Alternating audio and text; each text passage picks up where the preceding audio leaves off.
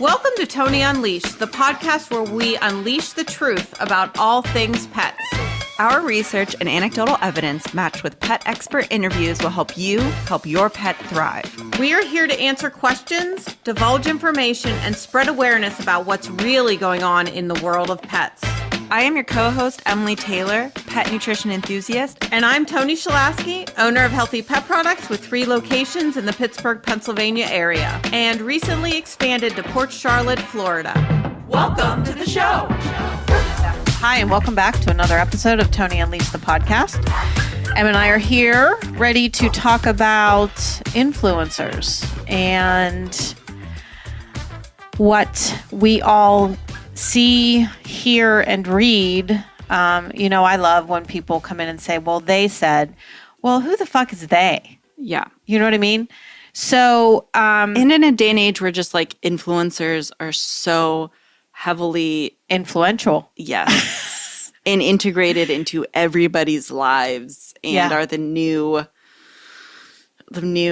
I don't know, Oprah of the world. Right. Just by their influence and the gravity to their words and videos and everything. Right. And we're not really we might name some names when we're having this conversation, but we're not calling anybody out as doing anything negligent or wrong or anything like that. I think it's a good, in this day and age when everything is like so heavily influenced by social media and we find ourselves just sitting and scrolling, I think it's a good conversation to talk about how it impacts our lives. And now it's even more so than ever relevant to the pet world as well. I mean, I think we think of it more as like lifestyle, makeup, beauty, reality, but like it's very prominent in the pet world. In food, health, and nutrition. Mm-hmm. So and I think that it has probably really catapulted in the social media world because most people are not getting the answers that they want from conventional veterinarians. Mm-hmm. So they are going to social media. They're coming into their locally owned natural healthy pet food store for answers. And just to pile on top of that, I think research has been harder. I think this is twofold. I think influencers have impacted this as well because blogs, I think blogs is the foundation of where this whole influencing social media aspect started. But because there are so many blogs out there, I think research is hard for pet parents to do. Oh, definitely. Efficiently and effectively as well. I mean, it's almost like you either look at a blog or you go to Google Scholar and read just like an extremely heady article. And so research is becoming more and more challenging. And you can literally find an answer that you want with any opportunity on Google. And you can find the answer in your favor, in the vet's favor, in the doctor's favor, in everybody's favor. Right. So ultimately, it comes down to what makes sense to you. I had a recent conversation at the North Hills store with a husband and wife that came in, and they have a new puppy. They had the puppy with them, and they've been customers for years, though. Typically fed over the years Nature's Logic to a lab. They got a new doodle kind of thing and puppy. She's like, well, look at him. He's the researcher. And he's like, well, we have to feed grain. And I'm like, why do you have to feed grain? Mm-hmm. So I told him, I started delicately, and he's like, no, I want to hear it. And I said, well, I'm sorry, but I feel that there's propaganda behind it. Mm-hmm. And I told him my whole opinion on it. And he said, well, even if I pick a grain-based food or a grain-free food, I can just add some rice in. I said, yes, you can. I said, but if you went to the cardiologist and the cardiologist told you had heart disease and told you to eat rice, do you really think it's going to fix your heart? And he was like, wow, that's profound. He was like, okay, I see your point. Yeah. Yeah. I never even thought of it that way. Right? I mean, there's just so much more to it. So much more to it. I mean, just adding grain to a dog's diet is not going to substantially change the pathway of their health and well-being. Correct. I mean, it's just a simple grain. I mean, did we do an episode on DCM? DCM is degenerative cardiomyopathy. Recently in Pet Food Industry magazine, on February 13th, 2024, there was an article published. Lawyer analyzed U.S. $2.6 billion DCM lawsuit against Hill's Pet Nutrition. Listeners, pardon me, but I do have to read this for a little bit, so bear with me. The lawsuit alleges that Hill's and a group of veterinarians worked together to manipulate the FDA into examining the possibility that certain grain-free dog foods increased pets' risk for the potentially deadly heart disease, dilated cardiomyopathy. So there is a class action lawsuit led by Keto Natural Pet Foods against Hill's Pet Nutrition. So just like we have thought all along that this was propaganda based, because the Hill's Pet Nutrition and Royal Canin and the Purinas of the world are losing market share. They are attacking the smaller pet foods in the world. But the DCM and the grain-free foods, there is no link at all. Let it go. It's your mindset, your world and your mind changes when you're like, it's different when you're on the outside talking about it, reading about it, and learning about it when it doesn't directly affect you. But then when you're actually in that position, it's different. Right. And I'm sure, I think talking about the fear of grain, I don't know. I would, if I felt like maybe adding grain to my dog's diet would help.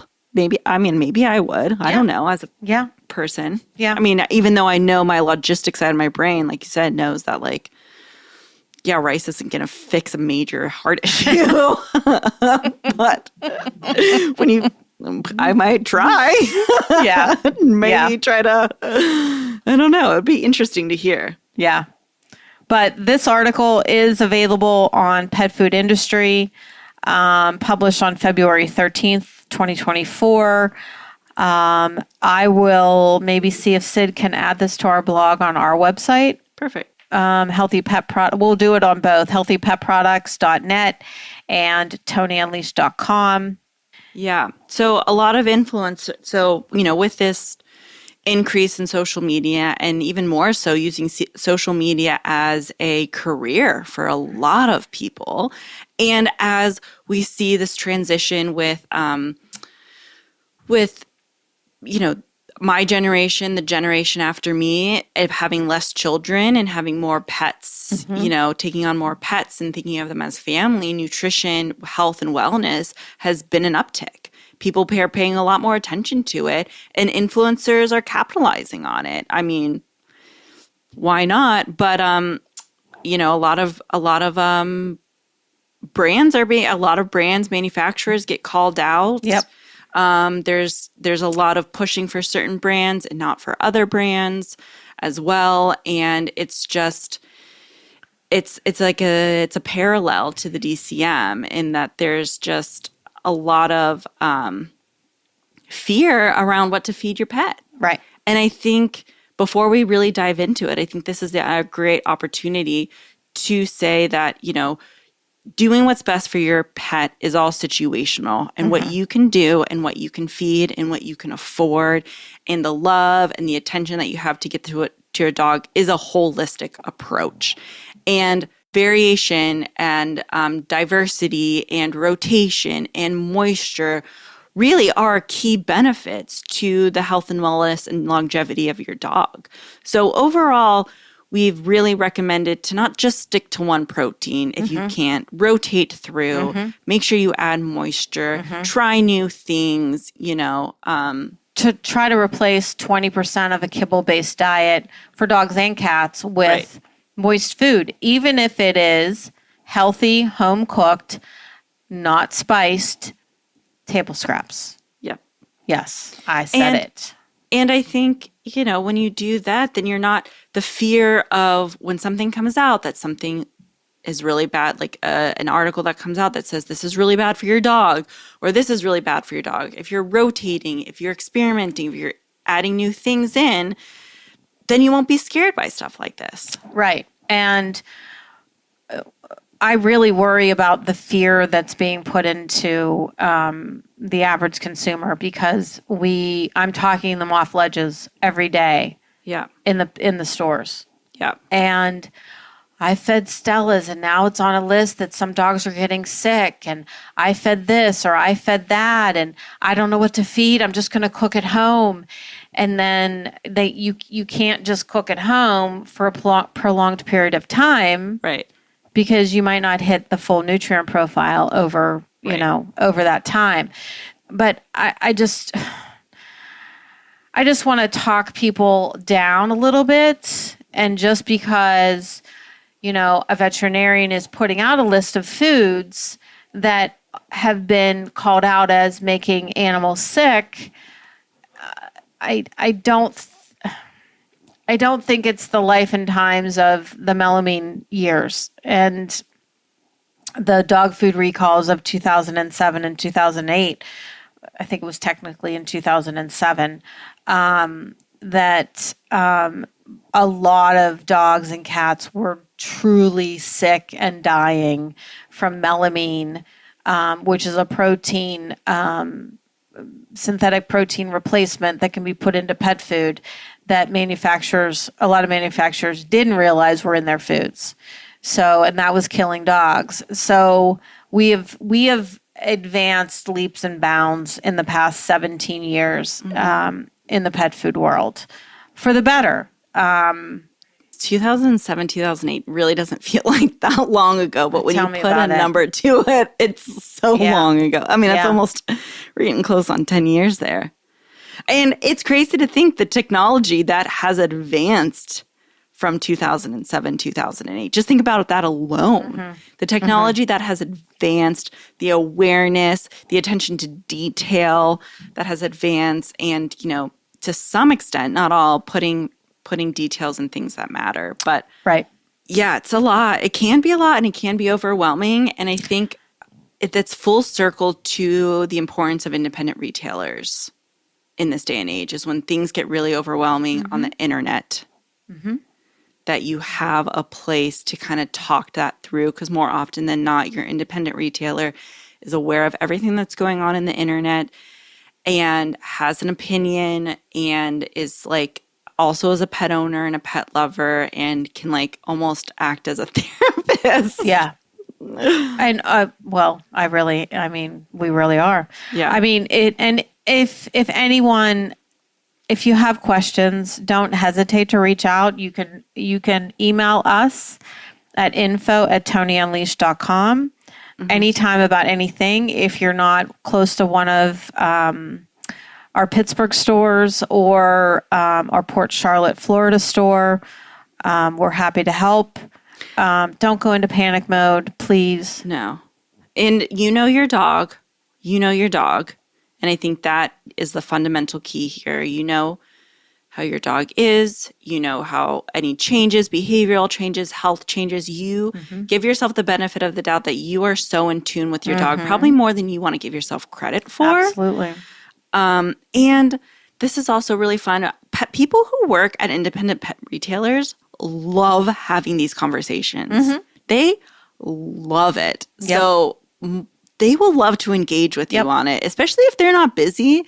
Like having that conversation is so fun, and you also learn so much from getting another person's perspective, and someone who's working at an independent retailer getting your perspective as the consumer and as being fearful and maybe not knowing the ins and out of pet manufacturing is really beneficial for everyone. Absolutely. Yeah, but they do have a major impact on society. Major. Major. And it's just going to get worse, I think. Great.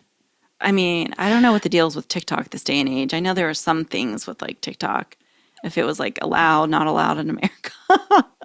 Oh. I don't know. But they I'm stopped, off of everything currently. they stopped all certain songs. There's like some licensing issues. So like anybody who put out a TikTok in the past who used a certain song that maybe didn't make the cut for licensing. Oh. Yeah, it's a whole thing.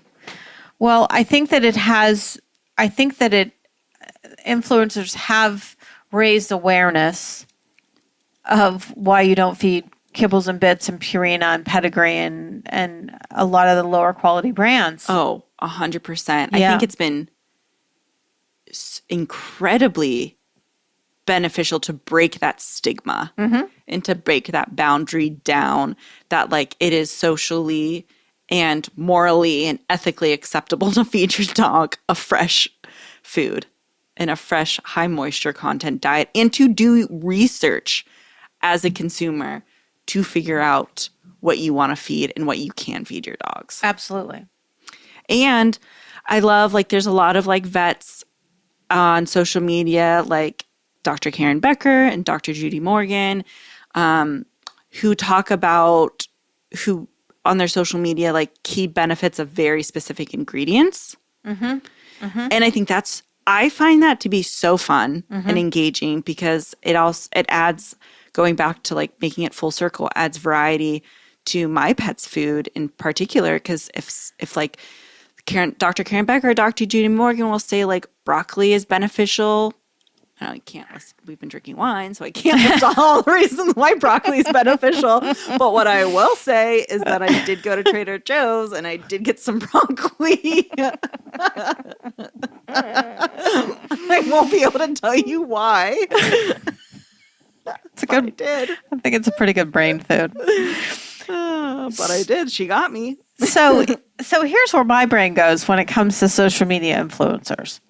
So, and this, I promise you, it's not my ego talking, but I feel like you and I and what we have to offer people, which is, I feel still extreme, but meets people where they're at kind of conversation and kind of information. Right. I feel like we're the ones that should be heard. Yeah. Because it's not going to be like, you only can do this and only this and doing this. Like, it's gray. It's not as black and white. Right. It's like gray area. It's human. It's relatable. Right. It's realistic. Yeah. Because that's just what life is about. Exactly. Yeah. Yeah. And not doing it for, like, aesthetically pleasing purposes. Exactly. But what I will say, though, like, without the extreme, there wouldn't be that awareness. 100% agree. But would I want to be that extreme person? Probably not. And I feel like we are extreme. Yeah. But so I guess with that being said, tell all your friends and family about our podcast. Yeah. And because we're really trying to help and do good things. Right. And not put people into full panic mode. What I will say, okay, back to your point about influencers and us and this podcast. I think of it as like, some influencers out there may have like a commercial marketing agenda.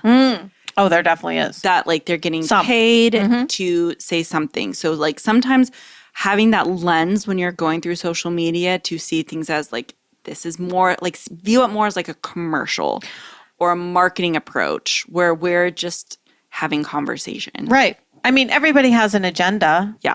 I mean, this costs money to do. We don't do it for free. Right. So we do need sponsors. So if anyone's listening, I need a sponsor. Other than Beacon Sound Systems. Hello. Knock, knock, knock. Anyone? So yeah, just be careful what you're following on social media, who you're listening to. Right. Whoever they, and have my air quotes up, because I hear it all the time. Customers come in all the time. Well, they said, well, who the fuck is they? Right. You know, and every dog is different. Every cat is different. You cannot create a breed specific kibble that is going to be good for every single Frenchie to eat from 1 year, from the time that they're 1 year old to, if they're lucky, 10 years old. Right. And yeah, I mean, absolutely. I mean, I think variety, moisture, highest quality, common sense, how your grandmother would have fed. Acknowledging the gut, the brain, the immune system, inflammation is all intertwined. Yep. And you're probably not going to solve one issue by like just one thing. No. Minimize your vaccines, minimize the chemical load with flea and tick treatments, minimize all that stuff. Don't use chemicals, minimize your chemicals in your house. Try to use fragrance-free everything. Think about the scent, the powerful scent that your dog has. There's so much to think about. There really is. But also don't be overwhelmed by that. Easy for us to say. But honestly, we're here for you. Yep. info@TonyUnleashed.com. We greatly appreciate you listening. And we will sign off and talk to you all soon. Yep.